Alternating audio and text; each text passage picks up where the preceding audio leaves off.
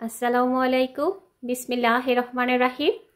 আমার সকল viewers Facebook, YouTube page ও ইনস্টাগ্রামে যে যেখানে আছেন সবাইকে শুভ সকাল।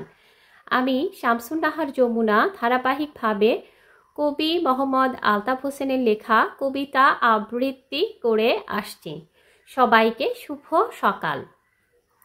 আমাদের সারা বিশ্বব্যাপী এবং বাংলাদেশে যে করোনাকালীন সময়টা আমরা পার করেছি, সেই সময়কে কেন্দ্র করেই আমাদের পাবনা সদর উপজেলার কবি মোহাম্মদ আলতাফ হোসেন একটি কবিতার বই লিখেছেন।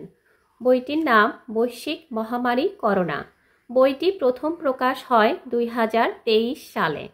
সবাইকে শুভ সকাল। কবিতা পাঠে চলে যাচ্ছি। কবিতার নাম কিসে পরিত্রাণ। লিখেছেন কবি মোহাম্মদ আলতাফ হোসেন। মানুষের জীবন আজ করোনা পরাজয়, এই পরাজয় ঠেকানোর কোনো উপায় নাই। করোনাকাল কাটছে না, আরও বিগড়ে গেছে। করোনার সংগ্রাম কি ব্যর্থ হয়ে গেছে? কে জানে এর উপায় কি, কিসে পরিত্রাণ? প্রতিদিন হারিয়ে যাচ্ছে কত মানুষের প্রাণ। করোনার করুণা চিত্র দেখব কত আর। করোনা এখন নতুন রূপে হচ্ছে রূপান্তর। জল বিনে মানুষ মরে, পশু বাঁচে না। করোনায় মরছে মানুষ, পশু মরছে না। মানুষ ও পশু বেঁচে আছে একই জল খেয়ে। করোনার ঢেউ লাগছে শুধু মানুষের উপর গিয়ে।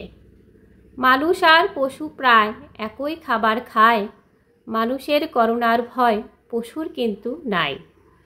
পশুর দেহে রক্ত মাংস, মানুষও তাই। করোনার কবলে মানুষ, পশুরা কিন্তু নাই। মানুষ আর পশু পাখির সহ অবস্থান। করোনায় যাচ্ছে শুধু মানুষের প্রাণ। রক্তের ভিন্নতা মানুষ ও পশুর আছে। খাদ্যজাত পশু খেয়ে মানুষ বেঁচে আছে। বিজ্ঞানের নানা যুক্তি মন মানে না। মন বলে সকল রহস্য মানুষ জানে না। পরমাত্মার শাসিত মন যুক্তি মানে না। আধ্যাত্মিক উক্তির কোনো দলিল থাকে না। তাই এসো মানি সবাই স্রষ্টারই মহান। তারই হাতে রয়েছে করোনার পরিত্রাণ। বিশ্বাস করি এসো অপরাধ হয়েছে, তাই তিনি ক্রুদ্ধ হয়ে শাস্তি দিতেছে। বিশ্বাস করি এসো তিনি দয়াবান, শত অপরাধ ক্ষমা চাইলে ক্ষমা করে দেন। ক্ষমা যদি চাইতে পারি আমরা বিশ্ববাসী, ক্ষমা করলে করোনা যাবে আবার হাসি খুশি।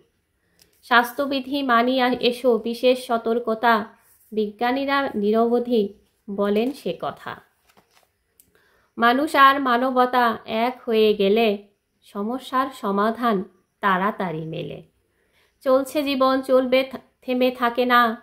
করোনাকে ভয় পেয়ে সাহস হারিও না। মহান স্রষ্টার আরাধনায় নিজেকে হারাই। ন্যায় অন্যায় মেনে চলি, স্বস্তি ফিরে পাই। সবাইকে শুভ সকাল। আমি কবি মোহাম্মদ আলতাফ হোসেনের লেখা বৈশ্বিক মহামারী করোনা কাব্যগ্রন্থ থেকে আজকে একটি কবিতা আবৃত্তি করলাম। আগামীতে কবিতা নিয়ে আবার আসবো। সবাই ভালো থাকেন, সুস্থ থাকেন। আমার জন্যও দোয়া করবেন, আমিও যেন ভালো থাকি, সুস্থ থাকি। আল্লাহ হাফেজ।